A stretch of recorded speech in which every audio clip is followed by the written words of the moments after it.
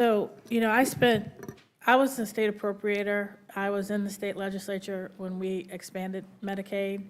And, states can't print money and they have to have a balanced budget. And this bill shifts a lot of costs to the state for nutrition programs, for some Medicaid spending. But you got to look at that in a broader context. So first, let me talk about the work requirements. States have had the ability to impose work requirements for 7 years. Only 2 have done it. One, I already talked about. Georgia spent more money on the administrative costs than it did on the cost of health care. And as a matter of fact, ProPublica and Current did an analysis that showed that 3/4 of the nearly $87 million they spent on the program went to consultants. That's why states haven't done it, because the administrative cost to set it up and run it is high. But now you have EPA grants that have been, categorical EPA grants that are being cut. So the states have to worry about how are we going to deal with clean air and clean water.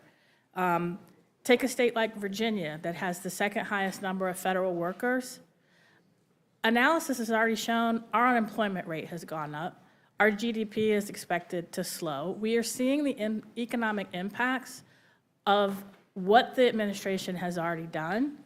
So they're now worried. Virginia doesn't have a surplus. It's not going to have a surplus because now we're going to have all these other costs coming down from the federal government. Oh, by the way, this bill handcuffs the state's ability to increase the provider tax. And while you're doing all of that, you're handcuffing the state's ability to regulate in any way AI, which is a whole nother conversation, but I just wanted to throw that in there. The party that says, well, let's just give everything back to the states is giving the states a massive hole in their budget and handcuffing their ability to fill it, and they're going to do one of 2 things. They're either going to raise their taxes or they're going to significantly cut not just Medicaid services, but education, environmental protection, transportation, infrastructure, and public safety. This bill and the actions of the Trump administration already are blowing massive holes in state budgets that somebody's got to pay, and it's going to be through increased state and local taxes.